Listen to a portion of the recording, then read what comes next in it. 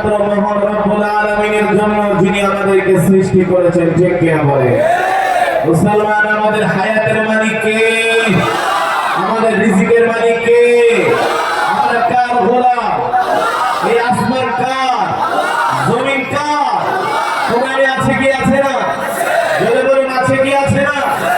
এই যে আমি দীর্ঘক্ষণ সময় কোরআনুল কারীমের তেলাওয়াত করেছি, আল্লাহর নবী যখন মক্কার জমিনে কোরআন তেলাওয়াত করত, মক্কার কাফেররা এই কোরআনের তেলাওয়াতে বাধা দিত। ঠিক না মুসলমান?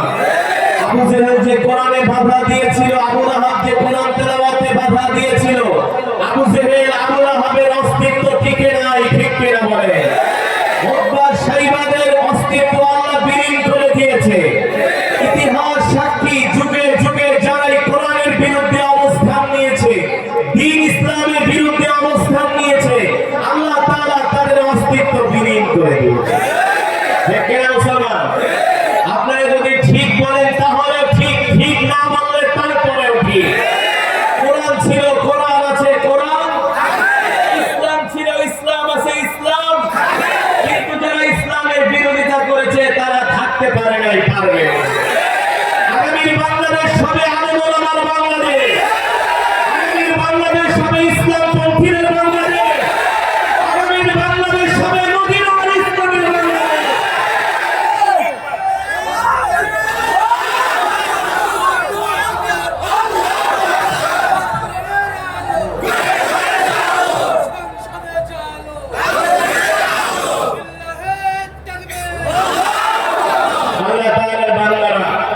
দীর্ঘক্ষণ সময় আমি কোরআনুল কারীমের তেলাওয়াত করেছি, আপনারা শুনছেন তো? শুনেছেন তো?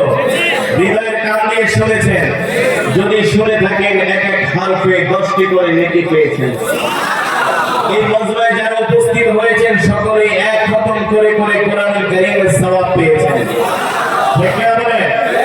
আজকে তো মুসলমানদেরকে মসজিদে পাওয়া যায় না, ঠিক কি বলেন? ওয়াজ মাহফিলে কিছু কিছু পাওয়া যায়, মাগার এর চেয়ে চায়ের দোকানে আরো বেশি আছে। প্রতিটা চায়ের দোকান এক একটা মিনি সিনেমা হল হয়ে গেছে, মিনি সিনেমা হল। ঠিক কি বলে? মুসলমান, আল্লাহর জমিনে আল্লাহর দ্বীন কায়েমের জন্য আমাদের জান দিতে হবে, মাল দিতে হবে, আমাদের প্রয়োজনে জীবনে রক্ত দিতে হবে। ঠিক কি বলে? আল্লাহ রাসূলের সাহাবীরা কেমন ছিলেন? আল্লাহ রাসূলের সাহাবীরা এই দ্বীনের জন্য জীবন দিয়ে দিয়েছেন। দিয়েছেন কি দিয়েছেন না? রাসূলের এমন একজন সাহাবী ছিল, ও যুবক, আজকে তোমাকে মসজিদে পাওয়া যায় না, আজকে তোমাকে দ্বীনের কাজে পাওয়া যায় না, আজকে তোমাকে কোরআনের মজমায় পাওয়া যায় না, অথচ রাসূলের সাহাবীরা আল্লাহর কোরআনের জন্য জীবন দিয়েছেন, স্ত্রীদেরকে বিধবা করেছেন, সন্তানদেরকে এতিম করেছেন। আমাদের যদি প্রয়োজন হয় আরেকটা বিপ্লবের জন্য, বাংলার জমিনে কোরআনের আইন কায়েমের জন্য, ও মুসলমান, আমাদের জীবন দিতে হতে পারে, আমাদের সন্তানদের এতিম করতে হতে পারে, আমাদের স্ত্রীদেরকে বিধবা করতে হতে পারে। কে কে রাজি আছো?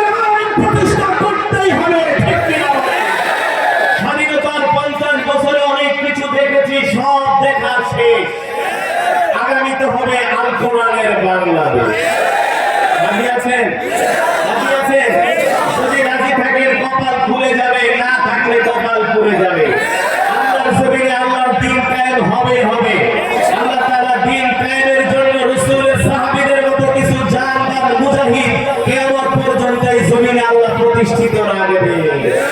ওয়াদাটা আরো জোরে বলুন, ওয়াদাটা। ও মুসলমান, আজকে আমরা গরু খাওয়া মুসলমানে পরিণত হয়েছি। আজকে আমাদেরকে মসজিদে পাওয়া যায় না, দিনের কাজে পাওয়া যায় না, কিন্তু রাসূলের সাহাবীরা কেমন ছিলেন?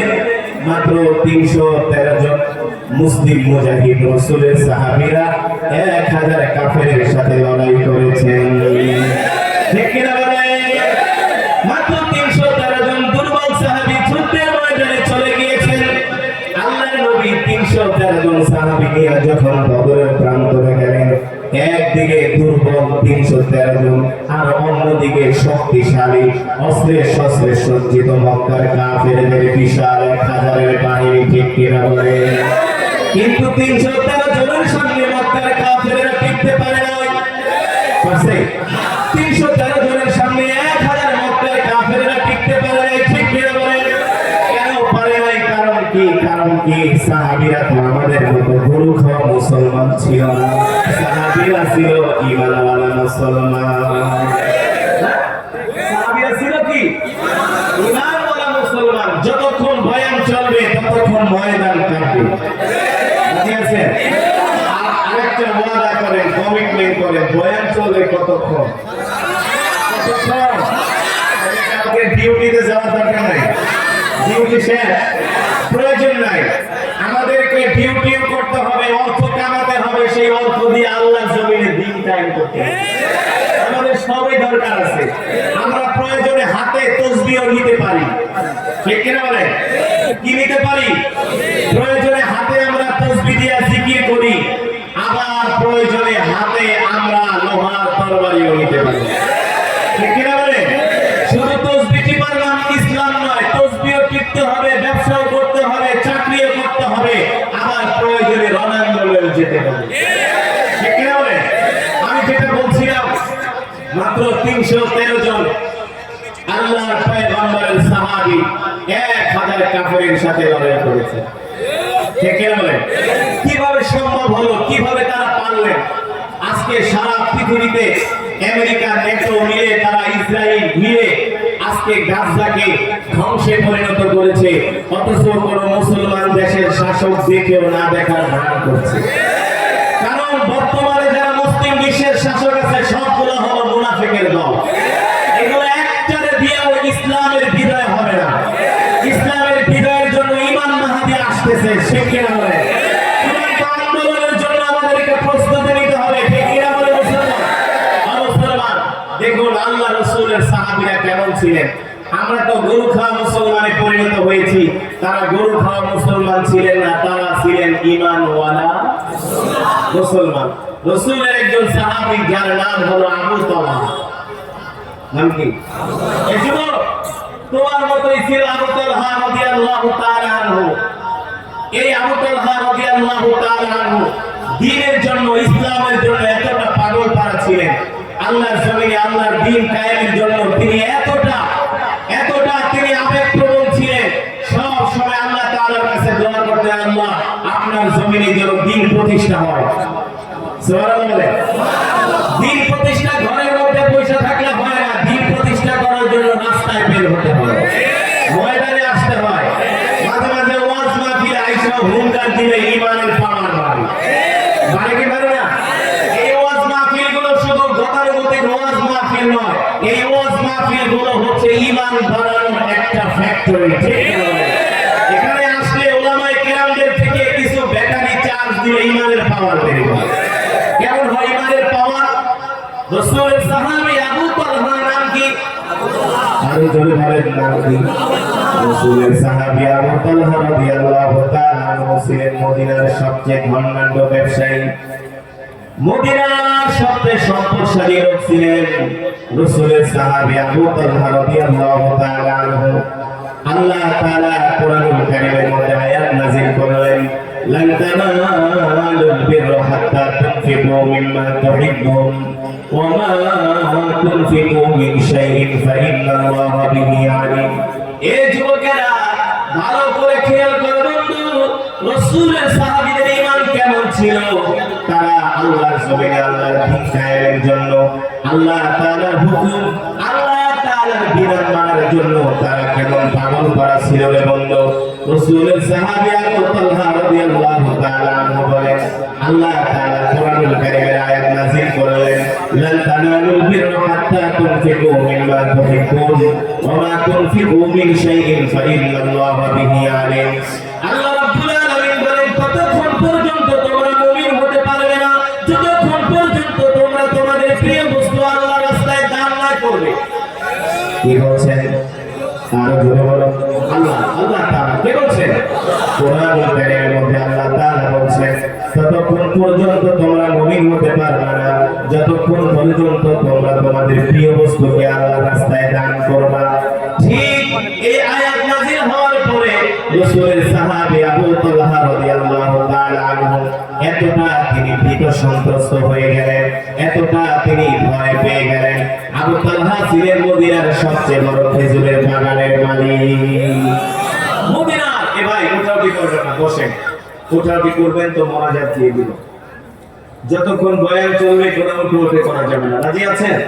অল্প সময় কিন্তু বয়ান হবে, আর বেশি সময় বয়ান হবে না। আমার বয়ানের অর্ধেকের বেশি সময় চলে গেছে তেলাওয়াতে, কারণ আমি তেলাওয়াত করি। তেলাওয়াত করলে প্রচুর শক্তি লাগে। দেখে বলেন, এই কারণে লম্বা চড়া বয়ান হবে না, বয়ান হবে অল্প, কিন্তু উঠাউটি করা যাবে না। যতক্ষণ বয়ান চলবে যে যেখানে দাঁড়িয়ে আছে বসে আছি আমরা বসে থাকবো ইনশাআল্লাহ। এমন একটা আলোচনা হবে যে আলোচনা শুনলে ঈমানের পাওয়ার বেড়ে যাবে। ঈমানি শক্তি দরকার আছে কি আছে না? আজকে আমাদের ঈমানি শক্তি না থাকার কারণে কাফের মুশরিকরা আমাদের মা বোনদের ইজ্জত লুণ্ঠন করতেছে। আমরা কোনো প্রতিবাদ করতে পারি না, আমরা তার প্রতিশোধ দিতে পারি না। ঠিক কি বলেন? আমাদের কোনো কিছুর অভাব নাই, সম্পদের অভাব নাই, অস্ত্রের অভাব নাই, পপুলেশনের অভাব নাই। আমাদের অভাব হলো ঈমানি শক্তির অভাব। ওই ঈমানি শক্তি কোথায় গেলে পারে? ওয়াইদা তুলিয়াত আলাইহিম আয়াতুহু যাদাতুহুম ঈমানা। কোরআন শুনলে ঈমানের পাওয়ার বাড়ে, কোরআনের মজমায় আসলে ঈমান বাড়ে। ঠিক কি বলেন? যেটা বলছিলাম, রাসূলের সাহাবীর নাম কি? আর জোরে বলেন নাম কি? রাসূলের সাহাবী আবু তালহা রাদিয়াল্লাহু তাআলা আনহু বলেন, আল্লাহ তাআলা কোরআনুল কারীমের আয়াত নাযিল করার পরে আবু তালহা বলেন, আমি টেনশনে পড়ে গেলাম, ভীত সন্ত্রস্ত হয়ে গেলাম। আমার প্রিয় বস্তুটা আমি আল্লাহর রাস্তায় দান করে দেওয়ার জন্য সাহাবী আবু তালহা রাদিয়াল্লাহু তাআলা আনহু দৌড়ায় আল্লাহ রাসূলের মজমায় আসলেন। আল্লাহ রাসূল মসজিদের মধ্যে বসা। সাহাবী আবু তালহা এসে বলেন, আল্লাহর নবী, আমি আমার প্রিয় বাগানটা আল্লাহর রাস্তায় দান করে দিতে চাই। বলে কেন? বলে আল্লাহ তাআলা কোরআনুল কারীমের আয়াত নাযিল করছে, ততক্ষণ পর্যন্ত তোমরা মুমিন হতে পারবে না যতক্ষণ পর্যন্ত তোমরা তোমাদের প্রিয় বস্তুকে আল্লাহর রাস্তায় দান করে দিবা। সুবহানাল্লাহ। আল্লাহ নবীজি, আমি আমার প্রিয় বস্তুটা আল্লাহর রাস্তায় দান করে দিতে চাই। আল্লাহ নবী ডাক দিয়া বলে, সাহাবীরে, তুমি কি তোমার ওই বাগানটা দান করে দিতে চাও? সাহাবী আবু তালহার যে খেজুরের বাগান, এটা ছিল মদিনার সবচেয়ে বড় খেজুরের বাগান। এই বাগানের মধ্যে একটা পানির কূপ ছিল। কি ছিল? বর্তমানে আরবের তেলের চেয়ে পানির দাম বেশি। এটা শুধু এখন না, 1450 বছর আগে অবস্থা ছিল। তেলের চেয়ে পানির দাম বেশি। যে একটা কূপের মালিক, সে হলো সবচেয়ে বড় ধনী, সবচেয়ে বড় লোক। সাহাবী আবু তালহা বলেন, আমার যে খেজুরের বাগানটা, এই বাগানের নাম হলো বাইরুহা। নাম কি? জোরে বলেন, নাম কি? এই খেজুরের বাগানের নাম হলো বাইরুহা। সাহাবী আবু তালহা বলেন, আমি আল্লাহর রাসূলের কাছে আসলাম, এসে বললাম, নবীজি, আমি আমার খেজুরের বাগানটা আল্লাহর রাস্তায় দান করে দিব। আল্লাহর নবী বললেন, কোন বাগান? ওই বাইরুহা তুমি দান করে দিবা। সাহাবী আবু তালহা বলেন, ও আল্লাহর নবী, আমি বাইরুহা বাগানটা দান করে দিব। আল্লাহর নবী বলে, আবু তালহা, মাঝে মাঝে আমি কিন্তু তোমার ওই বাগানে যাই বিশ্রাম নেই।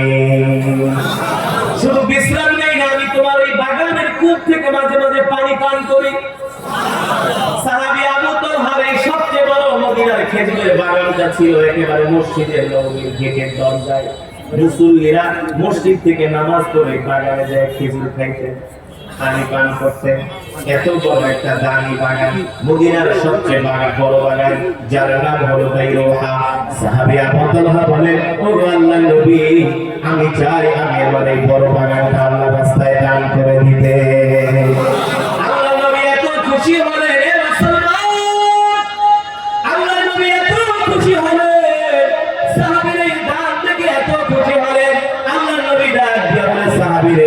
তুমি তোমার এই বাগানটা তুমি তোমার গরিব আত্মীয়দের মাঝে সদকা করে দাও। আল্লাহু আকবার।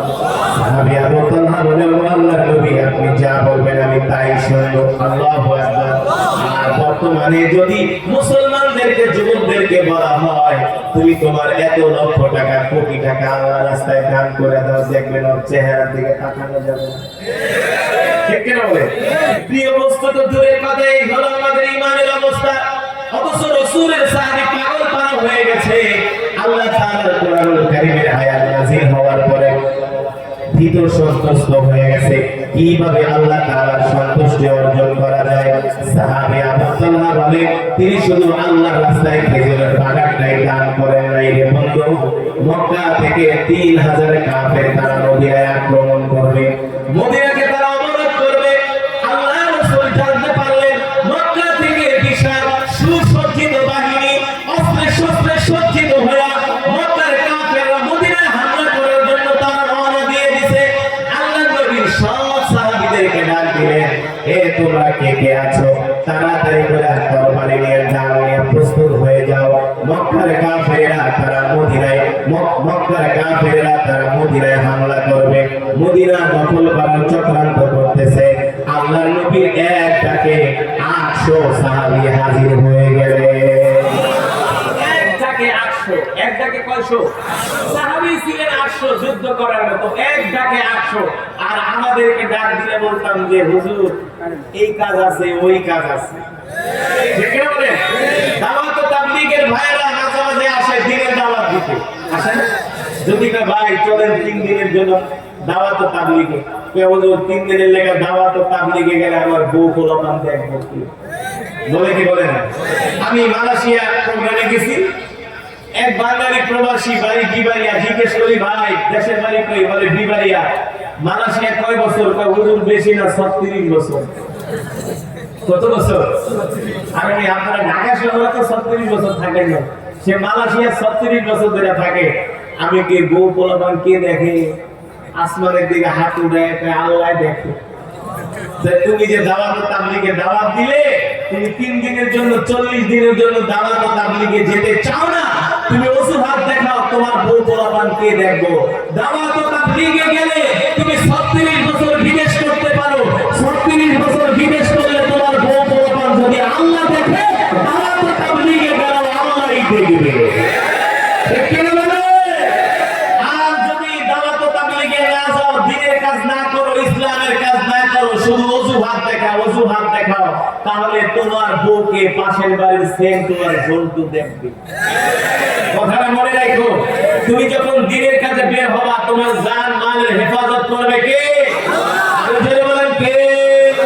আল্লাহু খায়রুল হাফিজ ওয়া হুয়া আরহামুর রাহিমিন। আল্লাহ তাআলার চাইতে উত্তম নিরাপত্তাদারী আর নিরাপত্তাদানকারী আর কেউ হতে পারে না। ঠিক কি বলে?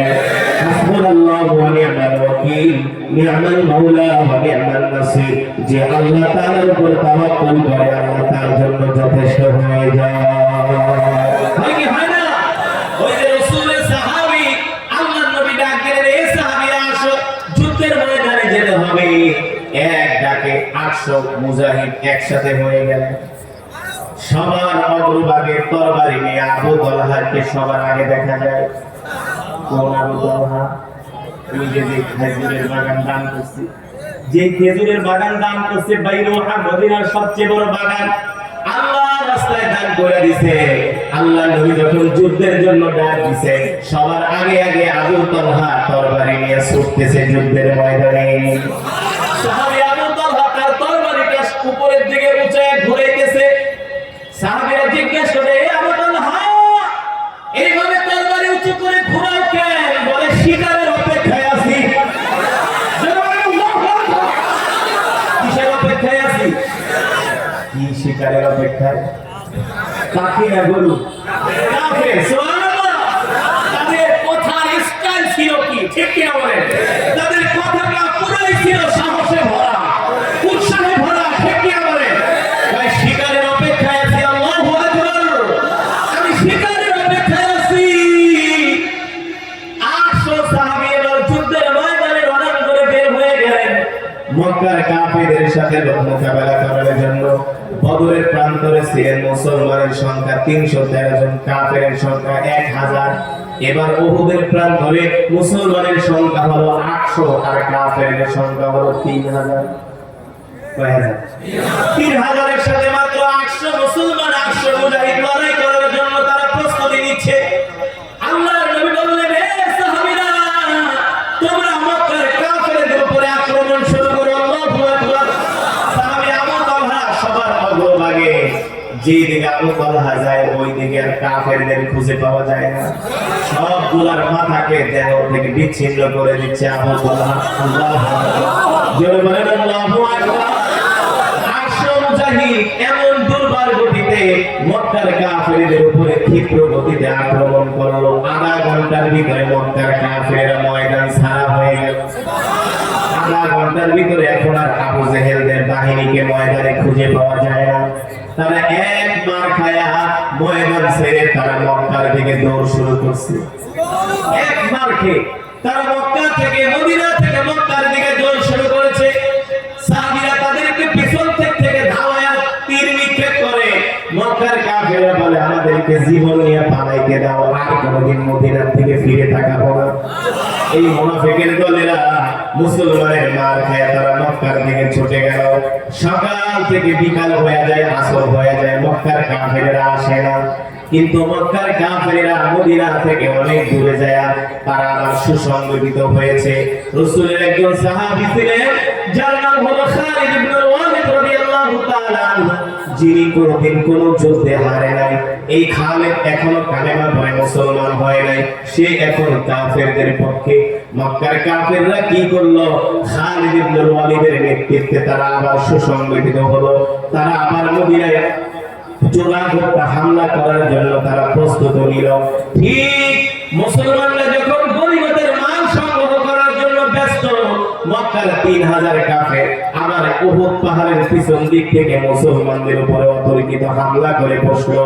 আল্লাহ রাসূলকে টার্গেট করে মক্কার কাফেররা তীর ছুড়তে শুরু করলো, যাতে করে আল্লাহ রাসূলকে দুনিয়ার জমিন থেকে বিদায় করে দেওয়া যায়। বলেন নাউযুবিল্লাহ।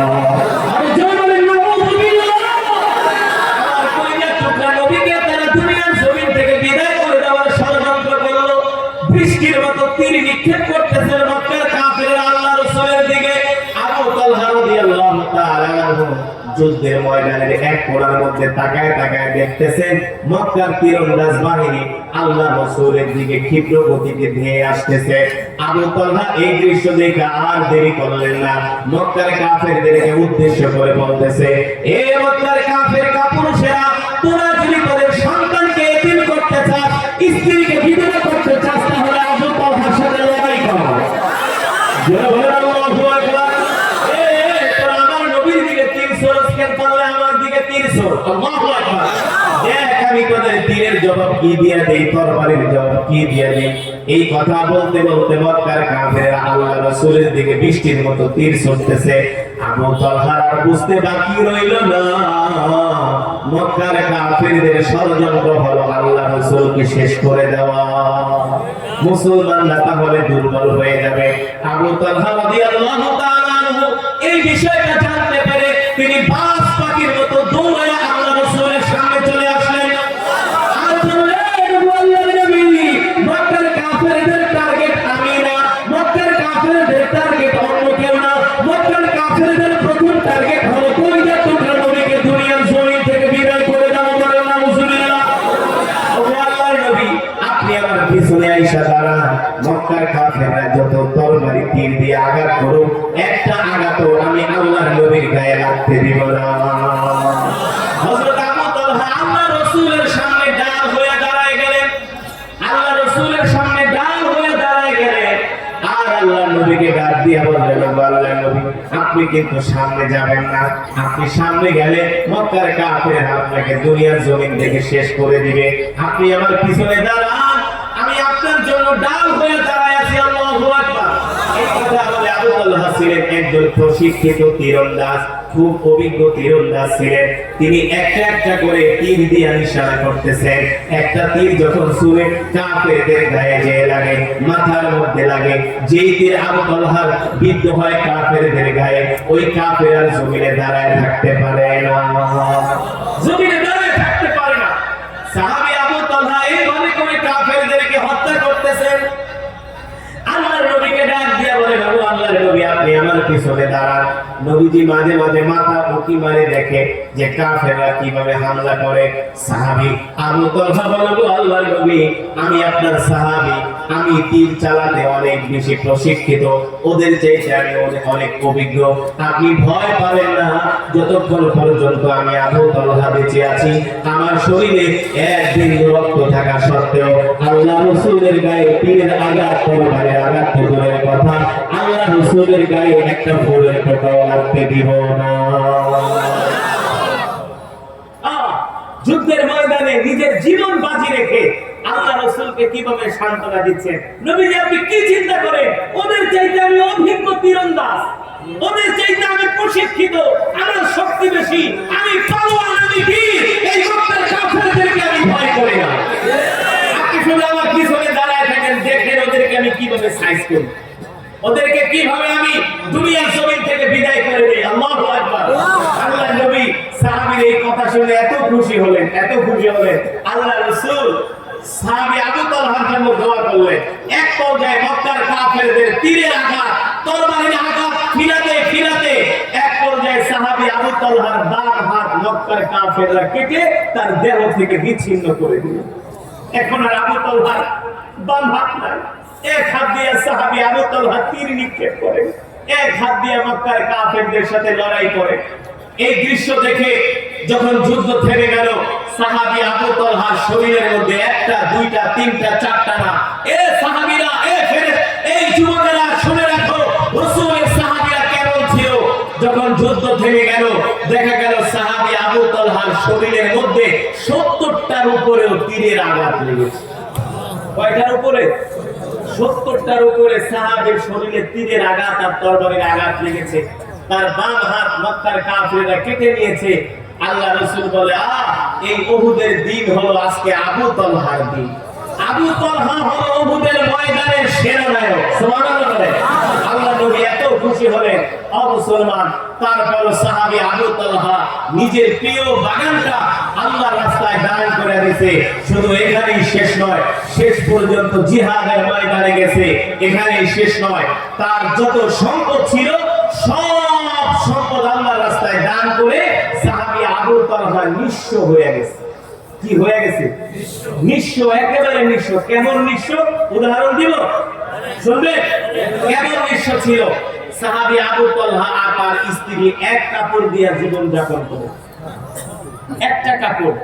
সাহাবী যখন নামাজ পড়তে আসে, স্ত্রীকে উলঙ্গ অবস্থায় গুহার মধ্যে ঢুকায় দেয়, যে তুমি গুহার মধ্যে থাকো, তোমার তো কাপড় নাই। সাহাবী আবার নামাজ পড়ে এসে গুহায় ঢুকে যায়, ওই কাপড় দিয়ে আবার স্ত্রীকে নামাজ পড়তে দেয়।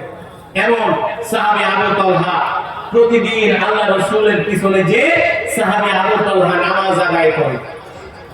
প্রতিদিন ফজরের নামাজ 5 ওয়াক্ত সালাত মসজিদে নববীতে আদায় করে। সে প্রতিদিন ফজরের নামাজ আদায় করে আগে আগে বাড়িতে চলে আসে। সাহাবী আবু তালহা আগে আগে বাড়িতে চলে আসে দেখে কিছু সাহাবী তার নামে আল্লাহ রাসূলের কাছে নালিশ দিছে। নালিশ, নবীজি আপনি ফজরের পরে কোরআনের বয়ান করেন, আমরা আপনার মজমায় বসে বসে কোরআনের বয়ান শুনি, কিন্তু আবু তালহা কোরআনের মজমায় বসে না। সে প্রতিদিন ফজরের নামাজ শেষ করে দৌড়ে বাড়িতে চলে যায়। আল্লাহ রাসূল বললেন, কারণ কি? আমার আবু তালহা তো এটা হবার কথা না, আমার আবু তালহা তো এমন না। আমার আবু তালহা কেন দৌড়ে বাড়িতে চলে যায়? ঠিক আছে, আজকে আমার সাহাবী যখন নামাজ পড়ার জন্য আসবে, আমার সাহাবীকে বলবো আমার সাথে দেখা করার জন্য। ঠিক সাহাবী আবু তালহা নামাজ পড়ার জন্য মসজিদে নববীতে আসলেন। আল্লাহর নবী ডাক দিয়েছে, তাআলা ইয়া আবু তালহা, এ আবু তালহা এদিকে আসো, আজকে তোমার সাথে আমার কথা আছে। তুমি নামাজ শেষ করে আজকে দৌড়ে বাড়িতে যাবা না, আমার সাথে কথা শুনে তারপরে বাড়িতে যাবা। আল্লাহ রাসূলের কথা শোনার পরে আল্লাহ নবী ফজরের নামাজ শেষ করলেন, সালাম ফিরালেন। সাহাবী আবু তালহা আজকে আর বাড়িতে যায় না, আল্লাহ রাসূলের মজমার সামনে বসে আছে। আল্লাহ নবী ডাক দিলেন, সামনে আসো। এ আবু তালহা সামনে আসো। এবার সাহাবী আবু তালহা সামনে আসলে আল্লাহ নবী ডাক দিয়ে বললেন, সাহাবী তুমি কি আমার উপর রাগ করেছো? এই কথা শোনার পরে সাহাবীর চোখ দিয়ে ঝরঝর করে পানি পড়তেছে। সাহাবী আবু তালহা বলেন, আল্লাহর নবী এই কথা আপনি কেন বললেন? ফিদাকা বি উম্মি ইয়া রাসূলুল্লাহ, ফিদাকা বি উম্মি ইয়া রাসূলুল্লাহ, আপনার জন্য আমার মা বাবা কুরবান হয়ে যাবে। আল্লাহু আকবার। ওয়া মা আরসালনাকা ইল্লা রাহমাতাল লিল আলামিন, আপনি তো রাহমাতুল লিল আলামিন। আপনার উপরে আমি রাগ করব এত বড় সাহস তো আবু তালহার নয়। ওগো নবীজি, আমি ছিলাম একজন সাধারণ মূর্তি পূজক, সেখান থেকে আমি আপনার হাতে হাত রেখে কালেমা পড়ে মুসলমান হয়ে গেছি। আমি আমার আদরের বাগান, প্রিয় বাগানটা আপনার মহব্বতে আল্লাহর রাস্তায় দান করে দিয়েছি। শুধু এখানে না, আমি আপনার মহব্বতে যুদ্ধের ময়দানে যে আমি আমার হাত হারাইছি, কাফেরদের 70টার উপরে তীরের আঘাত আমি আমার শরীর পেতে নিয়েছি। আপনি বললেন আমি আপনার উপর রাগ করেছি। ওগো আল্লাহ নবী, আপনি এই কথা কেন বললেন? ফিদাকা বি উম্মি ইয়া রাসূলুল্লাহ, আমার মা বাবা শুধু আপনার জন্য কুরবান হবে, আমিও আপনার জন্য কুরবান হয়ে যাব। আপনি কেন বললেন এই কথা? আল্লাহ নবী ডাক দিয়ে বলে, আবু তালহা রে, আমি প্রতিদিন ফজরের নামাজ পড়াই। ফজরের নামাজ পড়ানোর পরে আমি কোরআন থেকে বয়ান করি। আমার সব সাহাবীরা বসে বসে কোরআনের বয়ান শুনে, কিন্তু তুমি প্রতিদিন দৌড়ায় আগে আগে বাড়িতে চলে যাও, তুমি আমার মজমায় বসো না। কারণ কি আবু তালহা? কারণ কি? সাহাবী আবু তালহা এই কথা শোনার পরে তার চোখ দিয়ে ঝরঝর করে পানি পড়তেছে। আল্লাহ নবী ডাক দিয়ে বলেন, না তুমি কি আবু তালহা, কি আবু তালহা কান্না করতে? কান্না করো না, আমি তো তোমাকে কান্না করার কিছু বলি নাই। সাহাবী আবু তালহা রাদিয়াল্লাহু তাআলা আনহু বলেন, আল্লাহর নবী রাহমাতুল লিল আলামিন, আমি কেন প্রতিদিন বাড়িতে চলে যাই এই কথাটা আজকে আমি আপনাকে বলতেছি। এই যে দেখেন আমার গায়ের মধ্যে যে কাপড়টা, একটা কাপড় ছাড়া আমার আর আমার স্ত্রীর কোনো কাপড় নাই। যখন নামাজের সময় হয় আমি গুহার মধ্যে ঢুকা উলঙ্গ হয়ে থাকি, আমি আমার কাপড়টা স্ত্রীকে দেই, ওই কাপড় পরে আমার স্ত্রী নামাজ আদায় করে। আবার যখন আমার স্ত্রীর নামাজ শেষ হয়ে যায়, আমার স্ত্রী গুহার মধ্যে ঢোকা যায়, গুহার মধ্যে ঢোকার পরে তার কাপড়টা আমাকে দেয়, ওই কাপড় পরে আমি আপনার পিছনে নামাজ পড়তে আসি। কারণ আমার তো এখন আর কোনো সম্পদ নাই, সব সম্পদ তো আমি আল্লাহর রাস্তায় দান করে দিয়েছি। সব সম্পদ আমি আল্লাহর রাস্তায় দান করে দিয়েছি। নবীজি, আমার কাছে এখন আর কোনো সম্পদ নাই, কাপড় কেনার মতো সম্পদ নাই, ঘরে বাজার করার মতো সম্পদ নাই, একটা নতুন জামা কেনার মতো সম্পদ নাই, একটা ঘর বানানোর মতো সম্পদ নাই। সব সম্পদ আমি আল্লাহর রাস্তায় দান করে দিয়েছি। এই কারণে আমি আপনার পিছনে নামাজ করে তাড়াতাড়ি করে বাড়িতে চলে যাই। যদি ফজরের সময় আমি বেশি দেরি করি, তাহলে তো আমার স্ত্রীর নামাজ কাজা হয়ে যাবে, ঠিক কিনা বলে? এই কারণে আমি তাড়াতাড়ি দৌড়ে বাড়িতে চলে যাই। এই কথা শোনার পরে আল্লাহ রাসূলের চোখ দিয়ে পানি পড়তেছে, আল্লাহ রাসূল কান্না করতেছে। সাহাবী আবু তালহাকে কাছে ডাক দিয়া আল্লাহ নবী আদর করে বলে, আবু তালহা রে, কষ্ট পেও না, কষ্ট পেও না, এর চেয়ে উত্তম কাপড় আল্লাহ জান্নাতে তোমার জন্য ব্যবস্থা করে রেখেছে।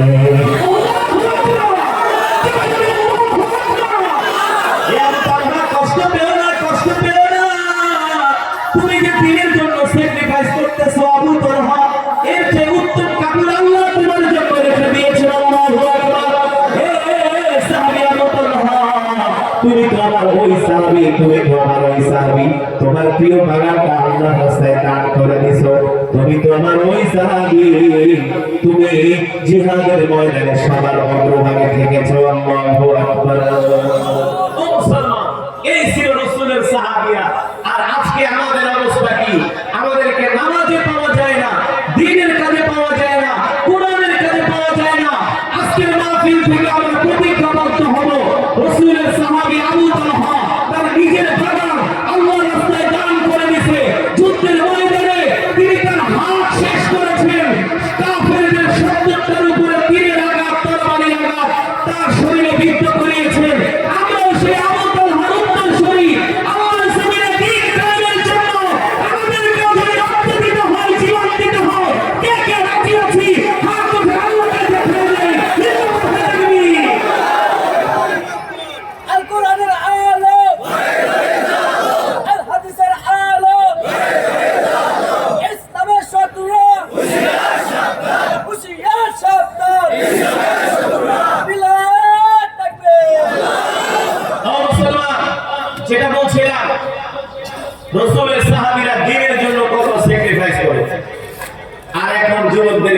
পড়তে বললে বলে আমার লুঙ্গি নষ্ট, আমার প্যান্ট নষ্ট। তোমাদের তো আর কোনো কাপড় নাই। সাহাবী আবু তালহা তো এক কাপড় ছিল, তাদের সব সম্পদ আল্লাহর রাস্তায় দান করে দিয়েছে, জিহাদের জন্য দান করে দিয়েছে। আর তোমরা তো তোমাদের সব সম্পদ দান করে দিছো, এই কারণে তোমাদের কাপড় কেনার মতো পয়সা নাই। এই সমস্ত অজুহাত দেখে কখনো নামাজ ছেড়ে দেওয়া যাবে না। নামাজ ছেড়ে দেওয়া যাবে? তাহলে আজকের মাহফিল থেকে আমরা প্রতিজ্ঞা করব, ওয়াদাবদ্ধ হব, জীবনে যতদিন বাঁচবো আর কোনোদিন নামাজ ছেড়ে দিব না। রাজি আছেন? 5 ওয়াক্ত নামাজ পড়বেন তো? জামাতের সাথে কে কে হাত উঠে আল্লাহকে দেখান, হাত সোজা করেন, সোজা করেন, রাখবেন ইয়া আল্লাহ। আরো জোরে বলেন ইয়া আল্লাহ, আরো জোরে বলেন ইয়া আল্লাহ। ওয়াদা করলাম, ওয়াদা করলাম, আর কোনোদিন নামাজ ছেড়ে দিব না, নামাজ ছেড়ে দিব না। আল্লাহ আমাদের কবুল করে নেন, আল্লাহ জিন্দেগির গুনাহগুলো মাফ করে দেন। হাত নামান, 5 ওয়াক্ত নামাজ পড়বেন। আজকে যে মাদ্রাসার উদ্যোগে মাহফিল, হযরত আবু বকর সিদ্দিক রাদিয়াল্লাহু তাআলা আনহু মাদ্রাসা এতিমখানা, এই মাদ্রাসায় আপনারা আপনাদের সন্তানদেরকে ভর্তি করাবেন। রাজি আছেন? আপনারাও আপনাদের যথাসাধ্য যতটুকু আপনাদের এবিলিটি ছিল, আর্থিক সচ্ছলতা ছিল, যতটুকু পেরেছেন আপনারা এই মাদ্রাসায় দান করছেন না? এই দান ভবিষ্যতে অব্যাহত রাখবেন। এই দানের ধারা ভবিষ্যতেও কি করবেন? অব্যাহত রাখবেন। একটা কথা মনে রাখবেন, বাংলাদেশে নাস্তিক মুরতাদরা কোনো আন্দোলন করে সুবিধা করতে পারে না, এর কারণ হলো মাদ্রাসা। ঠিক না বলে? এই দেশের মাদ্রাসায় লক্ষ লক্ষ মাদ্রাসার ছাত্ররা আছে, যারা আল্লাহর জমিনে দ্বীনকে বিজয়ী করার জন্য কাফের মুশরিক নাস্তিকদের দাঁত ভাঙা জবাব দেওয়ার জন্য সদা সর্বদা তারা প্রস্তুত থাকে। ঠিক কিনা বলেন? বাংলাদেশের সীমান্ত বাহিনী যেভাবে করে সীমান্ত পাহারা দেয়, মাদ্রাসার প্রতিটা তলেবে এলেন এই দেশের ইসলাম পাহারা দেয়। ঠিক কিনা বলেন? তাহলে মাদ্রাসার দরকার আছে কি আছে না? এই আবু বকর সিদ্দিক রাদিয়াল্লাহু তাআলা আনহু এই মাদ্রাসায় আপনাদের সর্বোচ্চ দান দিবেন, মাদ্রাসার যা প্রয়োজন আপনারা দিবেন, আপনাদের সন্তানদেরকে ভর্তি করাবেন, কন্যা সন্তানদেরকে ভর্তি করিয়ে, ছেলে সন্তানদেরকে ভর্তি করিয়ে আলেম আলেমা, হাফেজ হাফেজা বানাবেন। হ্যাঁ, এই মাদ্রাসায় 14 জন ছাত্র হাফেজ হয়েছে, তাদেরকে এখন পাঠিয়ে দেওয়া হবে। এই কেউ ডাউটি করবে না, বসেন। এই অনুষ্ঠানে থাকেন, এই অনুষ্ঠানটা দেখেন। হতে পারে এই অনুষ্ঠানটাও হাসরের ময়দানে নাজাতের উসিলা হতে পারে। যে আল্লাহ, আমরা তো কোরআন পড়তে পারতাম না, আল্লাহ কেমন কোনো আমল ছিল না, কিন্তু হাফেজে কোরআন